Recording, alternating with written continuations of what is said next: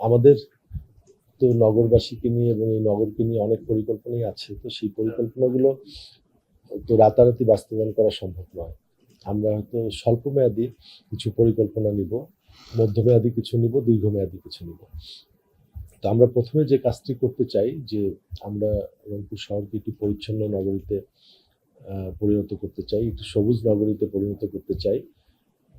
এর পাশাপাশি যে আমাদের ফুটপাতের যে সমস্যাগুলো বা ফুটপাতে যে অবৈধ যে স্থাপনাগুলো আছে এগুলো একটু দখলমুক্ত করা। তারপরে আপনার একটি সমন্বিত বজ্র ব্যবস্থাপনা তৈরি করা। সামনে যে বর্ষাকাল আসছে, এই বর্ষাকালে যেন ডেঙ্গু মশা বা অন্যান্য মশাবাহিত যে রোগগুলো, এই রোগগুলো থেকে যেন নগরবাসীকে রক্ষা করা যায় সেই বিষয়গুলো খুব দ্রুত ব্যবস্থা নেওয়া। এবং এর পাশাপাশি আপনার সড়কের যে আ বাতিগুলো আছে সেই বাতিগুলো ঠিক করে দেওয়া। এরকম কিছু স্বল্পমেয়াদী আ যে মানে বিষয়গুলো আছে, এই বিষয়গুলো আমরা খুব দ্রুততার সাথে আরকি ১-২ মাসের মধ্যেই আমরা এগুলো সম্পূর্ণ করার চেষ্টা করছি। আর রংপুর সিটি কর্পোরেশনের সাথে তো আসলে বৈষম্য অনেক করা হয়েছে। আমি গতকাল আ আ সচিবালয়ে, ঢাকা সচিবালয়ে আমি যখন যোগদান লেটার দিতে যাই, তখন আমি সারা বাংলাদেশের সিটি কর্পোরেশনগুলোর যে বরাদ্দ দেখেছি আর রংপুরের যেটা দেখেছি আমি বিগত সময়ে, তাতে করে আমি আসলে খুব খারাপ লেগেছে আমার কাছে যে এতটা বৈষম্য করা ঠিক না। তো সেই বৈষম্যগুলো দূরীভূত করার জন্য প্রয়োজনীয় যা পদক্ষেপ নেওয়া দরকার, প্রত্যেকটি পদক্ষেপ আমরা গ্রহণ করব এবং আমরা সেই বৈষম্যটি দেখার পরে গতকাল মাননীয় প্রধানমন্ত্রী আমাদের এই সিটি কর্পোরেশনের যারা পরিচ্ছন্ন কর্মী আছেন, সেই পরিচ্ছন্ন কর্মীদেরকে আ ওনার পক্ষ থেকে কিছু ঈদের উপহার দিয়েছেন। তো সেটা যখন আমি নিতে গিয়েছিলাম, তখন মাননীয় প্রধানমন্ত্রীকে আমাদের রংপুর সিটি কর্পোরেশনের সাথে যে বিগত সময়ে যে বৈষম্যগুলো করা হয়েছে, সেই বৈষম্যগুলো বলেছি। তো মাননীয় প্রধানমন্ত্রী জনাব তারেক রহমান উনি আমাকে আশ্বস্ত করেছে যে আপনারা একটি সুষ্ঠু পরিকল্পনা করেন।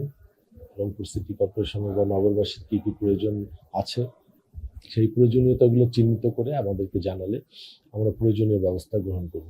তো আশা করছি যদি সকলে আমাকে দোয়া করে এবং এই নগরবাসীর যদি সমর্থন যদি আমি পাই, আপনাদের সকলের যদি সমর্থন আমি পাই, তাহলে এই সমস্যাগুলো আ যে আছে সেই সমস্যাগুলো আমি চেষ্টা করার জন্য সর্বোচ্চ চেষ্টা করে যাব। আর আরেকটি বিষয় সেটি হচ্ছে এই সিটি কর্পোরেশনের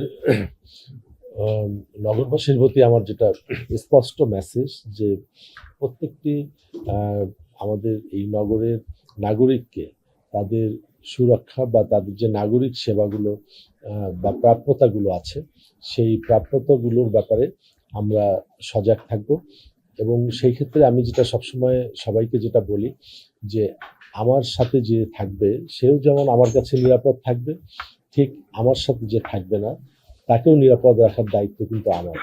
অর্থাৎ এই নগরে যত নগরবাসী আছেন, যত নাগরিক আছেন, দল মত নির্বিশেষে সকলে যেন এই সিটি কর্পোরেশনটা কিন্তু সকলের। এই সকল নাগরিক যেন সমান একটি সুযোগ এবং নাগরিক যে প্রাপ্যতা বা যে সেবাগুলো আছে, সেই সেবাগুলো যেন ওনারা পান সেই ব্যাপারে আমি সচেষ্ট থাকব এবং এই কাজগুলো করার জন্য আমি সকলের কাছে দোয়া এবং সমর্থন প্রত্যাশা করছি। আশা করছি যে সকলের দোয়া এবং সমর্থন থাকলে আমরা সকলকে নিয়ে একটি সুন্দর আধুনিক রংপুর সিটি কর্পোরেশন আমরা খুব স্বল্প সময়ের মধ্যেই প্রতিষ্ঠা করতে পারব। শ্যামাসুন্দরী খাল নিয়ে আমাদের স্বল্পমেয়াদী কিছু পরিকল্পনা আছে এবং দীর্ঘমেয়াদী কিছু পরিকল্পনা আছে। এটিকে বলা হয় যে রংপুরের ফুসফুস। তো এই রংপুরের এই শ্যামাসুন্দরী খালকে আমরা স্বল্প মেয়াদে একটি পরিচ্ছন্ন একটি কার্যক্রম হয়তো আমরা পরিচালনা করব, যেন সেখানে যে বজ্রগুলো বা আবর্জনাগুলো আছে সেগুলো থেকে যেন কোনো অসুখ-বিসুখ বা মশাবাহিত রোগগুলো যেন হতে না পারে, বা সামনে যে বর্ষাকাল আসবে সেই বর্ষাকালে যেন পানিটি ঠিকভাবে যেন যেতে পারে, এই বিষয়গুলো আমরা খেয়াল করব। এর পাশাপাশি এই সিটি মানে এই শ্যামাসুন্দরী খালকে নিয়ে আমাদের দীর্ঘমেয়াদে একটি টেকসই একটি পরিকল্পনা, অর্থাৎ এই শ্যামাসুন্দরী খালটি এখন যেমন আমাদের জন্য দুর্ভোগের কারণ হয়েছে, এই দুর্ভোগের কারণ থেকে এই শ্যামাসুন্দরী খালকে আমাদের রংপুরের জন্য আশীর্বাদ রূপে সৃষ্টি করার জন্য প্রয়োজনীয় আমরা পরিকল্পনা করে এই শ্যামাসুন্দরী খালটিকে আমরা আমাদের রংপুরের যেন যথাযথভাবে ব্যবহার করতে পারি এবং প্রকৃত অর্থেই যেন শ্যামাসুন্দরী খাল থেকে আমাদের নগরবাসী যেন উপকৃত হন, সেই লক্ষ্যে আমরা দীর্ঘমেয়াদী একটি পরিকল্পনা আমাদের আছে এই শ্যামাসুন্দরী খালকে নিয়ে।